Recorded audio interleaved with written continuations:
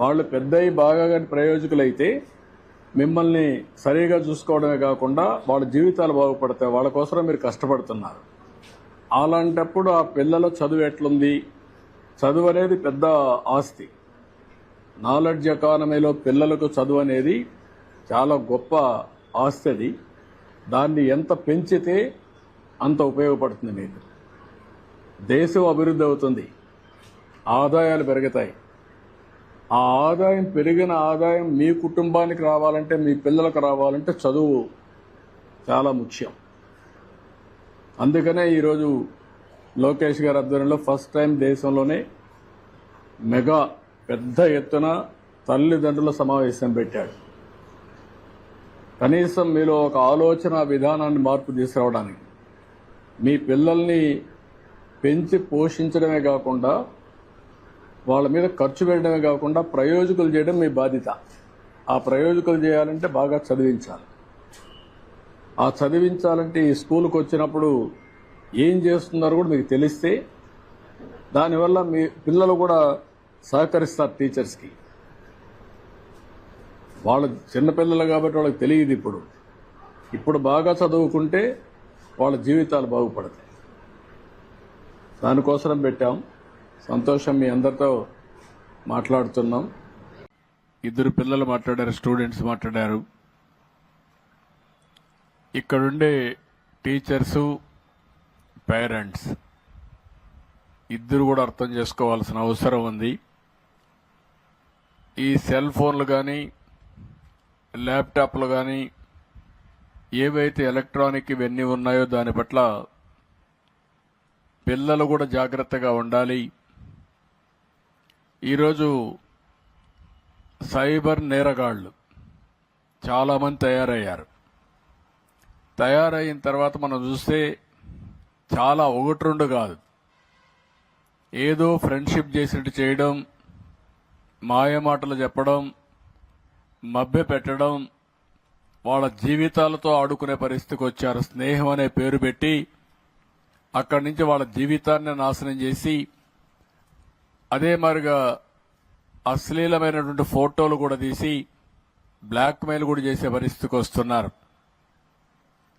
అంటే సమాజంలో ఒక మంచి జరిగినప్పుడు దానికి ఇంకొక కోణంలో చెడు కూడా ఉంటుంది. ఒక పక్క టెక్నాలజీ అవసరం, నిన్న కూడా నేను మాట్లాడాను. అది మన జీవితాలకి పెద్ద ఎత్తున మనం ఏదైతే అనుకుంటామో అది సాధించడానికి ఉపయోగపడుతుంది.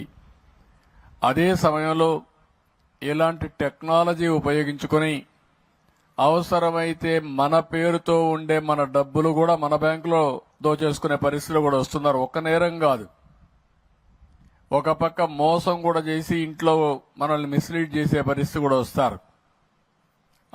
ఇప్పుడు పాప చెప్పింది, కొన్ని విషయాలు చెప్పింది ఆ టీచర్ విద్యార్థి అయితే, ఇలాంటి నేరగాళ్లు చాలా మంది ఉన్నారు.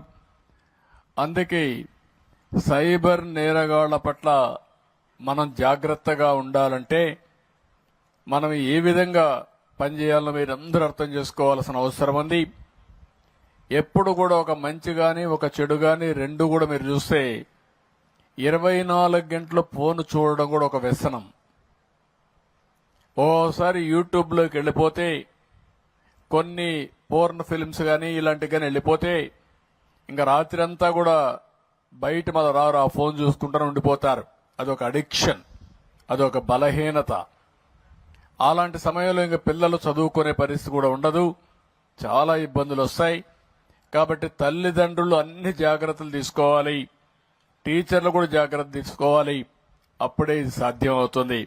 మళ్ళీ కూడా ఎప్పటికప్పుడు మాట్లాడుకుందాం. పిల్లలు చాలా చక్కగా చెప్పారు. రెండో విషయం చాలా గట్టిగా చెప్పాడు, డ్రగ్స్ వద్దు బ్రో. చాలా క్లియర్గా చెప్పాడు, మీ దగ్గర కూడా అనిపించాడు.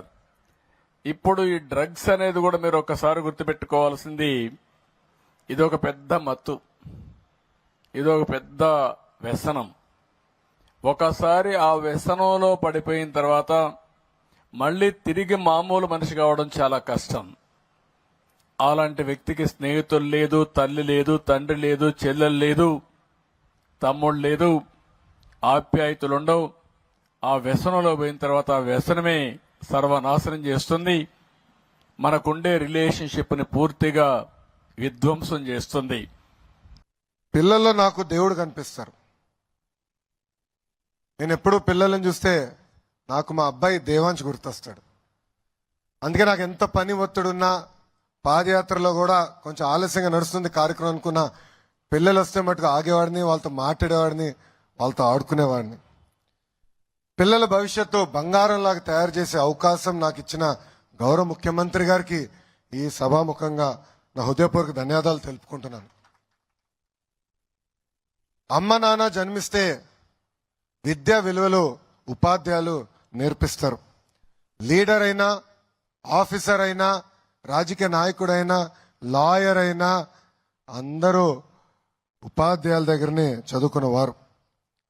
Education as a tool for social change అని మహాత్మా గాంధీ గారు చెప్పారు. అది బలంగా నమ్మే వ్యక్తి గౌరవ ముఖ్యమంత్రి చంద్రబాబు నాయుడు గారు. చంద్రబాబు నాయుడు గారు నాకు విద్యాశాఖ అందించినప్పుడు చాలా స్పష్టంగా చెప్పారు.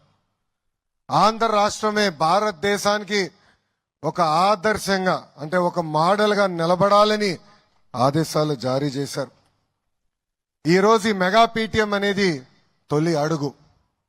ఈ మెగా పీటీఎం ద్వారా ఉపాధ్యాయులు, విద్యార్థులు, తల్లిదండ్రులు, పాత విద్యార్థులు అందరి మధ్యలో ఒక బంధం ఏర్పడే అవకాశం. ప్రభుత్వ విద్యా వ్యవస్థ బాగుపడాలంటే మనందరం దాంట్లో భాగస్వామ్యం అవ్వాలి. ఇదే లక్ష్యంతో రాష్ట్ర వ్యాప్తంగా మొదటిసారి ఏ రాష్ట్రంలో జరిగిన విధంగా ఒకే రోజు నాడు మెగా పీటీఎం మీటింగ్ మనం ఏర్పాటు చేసుకుంటున్నాం. దీంట్లో దాదాపు 45,000 పాఠశాలలు, 35 లక్షల మంది విద్యార్థులు, సుమారుగా 70 లక్షల మంది తల్లిదండ్రులు, 1,88,000 ఉపాధ్యాయులు, 50,000 మంది ప్రజాప్రతినిధులు ఈ కార్యక్రమంలో పాల్గొంటున్నారు. ఈ సమావేశంలో పిల్లలు ఎలా చదువుతున్నారు, పిల్లలు ఎక్కడ వెనుకబడి ఉన్నారు, వాళ్ళని ఎలా ప్రోత్సహించాలి, వాళ్ళు ఎలా ముందలు తీసుకెళ్ళడానికి ఈరోజు ఉపాధ్యాయులు తల్లిదండ్రులతో మాడతాం స్వయంగా నేను చూసా. మీరు ఇక్కడ కానీ ఒక్కసారి చూస్తే స్కూల్కి కూడా ఒక రిపోర్ట్ కార్డు తయారు చేశాం. గౌరవ ముఖ్యమంత్రి గారు ప్రతి స్కూల్కి 5 స్టార్ రేటింగ్ లో ఎక్కడుందో మీరు చెప్పాలని చెప్పారు. మౌలిక సదుపాయాలతో పాటు పిల్లలు ఎలా చదువుతున్నారు, ఉపాధ్యాయుల అటెండెన్స్ ఏంటి, పిల్లల అటెండెన్స్ ఏంటి, వాళ్ళ మార్కులు ఏంటి, మొత్తం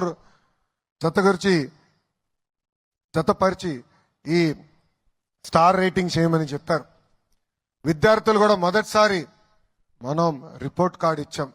మీ చేతుల్లో రిపోర్ట్ కార్డు ఉంటే ఎత్తి పైకి చూపించమని అందరినీ కోరుతున్నా. అందరు చూపించండి ఒకసారి. దాంట్లో మీకు 2 ఉన్నాయి. ఒకటి రిపోర్ట్ కార్డ్, ఇంకొకటి హెల్త్ కార్డ్. ఆ హెల్త్ కార్డులో మన పిల్లల ఆరోగ్యం ఎలా ఉంది, ఏమైనా ఇబ్బందులు ఉన్నాయా, ఏమైనా సరిదిద్దుకోవాలని కూడా ఈరోజు హెల్త్ క్యాంప్ ఏర్పాటు చేసి ప్రతి పాఠశాలలో ఇది నిర్వహిస్తున్నాం.